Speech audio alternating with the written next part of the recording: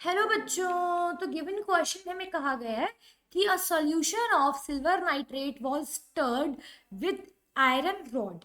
Now will it cause any change in the concentration of silver and nitrate ions.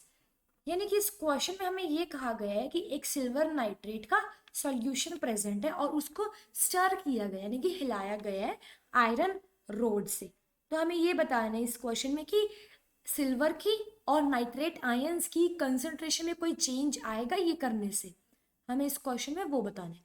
तो सबसे पहले तो हम बात करते हैं इस क्वेश्चन की कॉन्सेप्ट के बारे में, और इस क्वेश्चन में हमारा की कॉन्सेप्ट हो जाएगा रिएक्टिविटी सीरीज।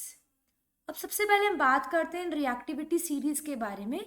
तो जो ये रिएक्टिविटी सीरीज होती है ये एक्चुअली मेटल्स की लिस्ट होती है, जिसमें उस लिस्ट में जो मेटल्स होते हैं वो अरेंज किए होते हैं डिक्रीजिंग ऑर्डर ऑफ रिएक्टिविटी के अकॉर्डिंग।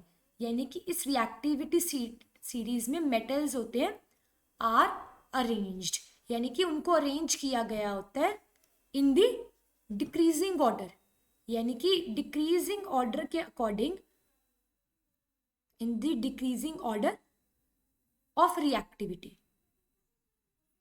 रिएक्टिविटी के डिक्रीजिंग ऑर्डर के अकॉर्डिंग मेटल्स को अरेंज किया गया होता है रिएक्टिविटी सीरीज में। तो सबसे पहले हम रिएक्टिविटी सीरीज देखते हैं कि कैसे होती है। तो सबसे पहले तो होता है पोटेशियम, सब हम इसके सिंबल्स लिख देते हैं। पोटेशियम का के, फिर होता है sodium Na, then calcium Ca, then आता है मैग्नीशियम Mg, फिर आता है एल्यूमिनियम Al, फिर आता है जिंक Zn, फिर आता है आयरन Fe, फिर आयरन के बाद आ जाता है लेड Pb, फिर आता है हाइड्रोजन, और हाइड्रोजन के बाद ये वाले मेटल्स आते हैं जो लीस्ट रिएक्टिव होते हैं, जो कि कॉपर Cu, फिर आता है मर्क्यूरी Hg, फिर सिल्वर Ag, और फिर आता है गोल्ड, और गोल्ड होता है Au। ये ऐसे ऐसे डाउन जाते हुए हाइड्रोजन तक, फिर हाइड्रोजन के बाद यहाँ पे ये ऐसे डाउन जाते हुए रिएक्टिविटी डिक्रीज कर रही है। जो रिएक्टिविटी होती है इन मेटल्स की वो ऐसे डाउन जाते हुए डिक्रीज कर रही है। अब हमें कहा गया है क्वेश्चन में कि सिल्वर नाइट्रेट का सॉल्यूशन प्रेजेंट था।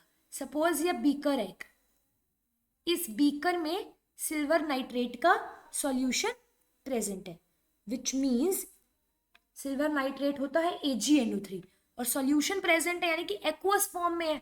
तो हम ये कह सकते हैं कि इस सॉल्यूशन में एक तो Ag+ के आयंस होंगे एक्वस, और एक होंगे NO3 नेगेटिव के आयंस एक्वस। अब ये है सॉल्यूशन में, और हम इसको स्टर कर रहे हैं यानी कि हिला रहे हैं, मिक्सअप कर रहे हैं एक आयरन रोड से। ये है हमारी आयरन रोड, Fe की रोड है हमारी। अब जैसे कि हमें पता है कि जो आयरन है वो सिल्वर से ज्यादा रिएक्टिव है, ये जैसे कि ये रहा आयरन और ये रहा सिल्वर, और जैसे कि रिएक्टिविटी सीरीज में डाउन जाते हुए रिएक्टिविटी डिक्रीज करती है मेटल की, विच मीन्स जो आयरन है, iron is more reactive then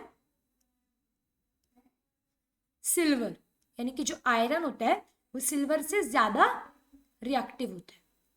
which means अब जब आयरन रोड को हम यूज करेंगे इस AgNO3 सिल्वर नाइट्रेट के सॉल्यूशन को स्टर करने के लिए, तो जो ये आयरन है ये Ag+ को डिस्प्लेस कर देगा इसके सॉल्ट सॉल्यूशन से।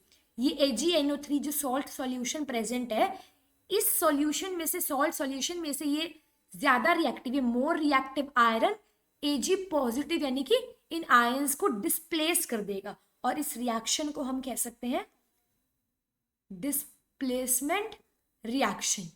यानी कि इस मोर रिएक्टिव मेटल ने आयंस को, यानी कि लेस रिएक्टिव मेटल को कह सकते हैं, यानी कि लेस रिएक्टिव आयन को डिस्प्लेस कर दिया उसके सॉल्ट सॉल्यूशन से, यानी कि मोर रिएक्टिव मेटल ने लेस रिएक्टिव मेटल Ag को डिस्प्लेस कर दिया उसके सॉल्ट सॉल्यूशन से, AgNO3 के सॉल्यूशन, और इस रिएक्शन को कहेंगे डिस्प्लेसमेंट रिएक्शन। अब जैसे कि इसने डिस्प्लेस कर दिया आयरन ने, विच मीन्स अब जैसे कि हमारा जो बीकर था इसमें Ag पॉजिटिव की जगह अब होएगा चार्ज Fe2 पॉजिटिव का, ये डिस्प्लेस कर चुके हैं अब इधर, और NO3 नेगेटिव तो होएगा ही होएगा। और जो हम आयरन रॉड पहले यूज कर रहे थे, जो आयरन रॉड हमने यूज करी थी उसके ऊपर डिपॉजिट हो जाएगा Ag, जो सिल्वर था लीस्ट रिएक्टिव, वो डिस्प्लेस हो जाएगा, यानी कि सॉरी डिपॉजिट हो जाएगा इस आयरन की रोड के ऊपर। और ये हुआ था डिस्प्लेसमेंट रिएक्शन, क्योंकि आयरन जो था Fe वो मोर रिएक्टिव था Ag से, तो उसने तो डिस्प्लेस कर दिया है Ag यानी कि लेस रिएक्टिव मेटल को उसके सॉल्ट सॉल्यूशन से। अब Ag पॉजिटिव की जगह हमारे आ जाएंगे Fe2 पॉजिटिव के आयंस, क्योंकि उसने डिस्प्लेस कर दिया है। अब ये जो रोड थी इस पे जो इस रोड पे हो जाएगा ये Ag deposit, Ag will get deposited, या फिर Ag डिपॉजिट हो जाएगा ऑन द रोड, इस रोड पे डिपॉजिट हो जाएगा Ag यानी कि सिल्वर। तो हम कह सकते हैं कि इस क्वेश्चन में के अकॉर्डिंग जो Ag पॉजिटिव के कंसंट्रेशन है, Ag पॉजिटिव आयंस की कंसंट्रेशन है वो कम हुई। वो कम किस लिए हुई? क्योंकि Ag पॉजिटिव ने यहाँ पे इलेक्ट्रॉन को गेन करके Ag की डिपॉजिट लेयर बनाई इस रोड के ऊपर, Ag एलिमेंट की लेयर बनाई इस रोड के ऊपर, और Fe जो एलिमेंट फॉर्म में प्रेजेंट था रोड में, उसने अपने आप को ऑक्सीडाइज कर दिया, यानी कि ऑक्सीडेशन कर लिया खुद का, और Fe2 प्लस आयन में ऑक्सीडाइज हो गया और 2 इलेक्ट्रॉन ऐसे लूज कर दिए। और Ag पॉजिटिव ने कर लिया अपना रिडक्शन, एक इलेक्ट्रॉन को एक्सेप्ट करके, और Ag एलिमेंटल फॉर्म बन गई और स्टेबलियस के ऊपर डिपॉजिट हो जाएगी इस रोड के ऊपर। और जो Fe था उसने अपने आप को ऑक्सीडाइज कर लिया Fe2 प्लस आयन में, विच मीन्स यहाँ पे Ag प्लस की जो कंसंट्रेशन हो जाएगी, सिल्वर आयंस की कंसंट्रेशन वो डिक्रीज हो जाएगी, और Fe2 पॉजिटिव आयंस की कंसंट्रेशन इंक्रीज हो जाएगी, क्योंकि इनका फॉर्मेशन हो रहा है, Fe2 प्लस आयंस का फॉर्मेशन हो रहा है, क्योंकि ये डिस्प्लेस कर चुका है Fe, और Ag प्लस आयंस का रिडक्शन हुआ था जैसे कि, विच मीन्स यहाँ पे Ag की लेयर फॉर्म हुई है, सिल्वर की लेयर फॉर्म होगी डिपॉजिट की इस रोड पे, यानी कि इसकी कंसंट्रेशन डिक्रीज हो जाएगी। लेकिन जो NO3 नेगेटिव था, नाइट्रेट आयन की कंसंट्रेशन थी, वो एज इट इज रहेगी, रिमेन्स सेम, इसमें कोई चेंज ही नहीं आएगा, क्योंकि इसको ना किसी ने डिस्प्लेस किया है, ये एज इट इज प्रेजेंट रहेगा, तो इसकी कंसंट्रेशन जो होगी रिमेन्स अनचेंज्ड, इसमें कोई चेंज नहीं आएगा। तो हमें क्वेश्चन में पूछा गया था कि जब आयरन की रोड स्टर करेगी सिल्वर नाइट्रेट सॉल्यूशन को, तो किसी की कंसंट्रेशन में चेंज आएगा?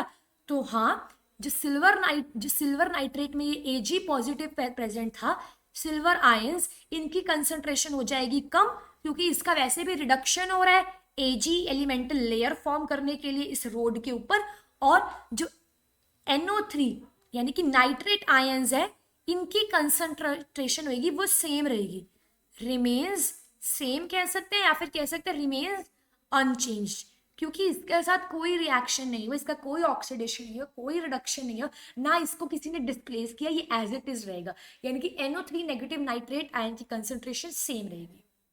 तो ये हो जाएगा हमारा फाइनल आंसर।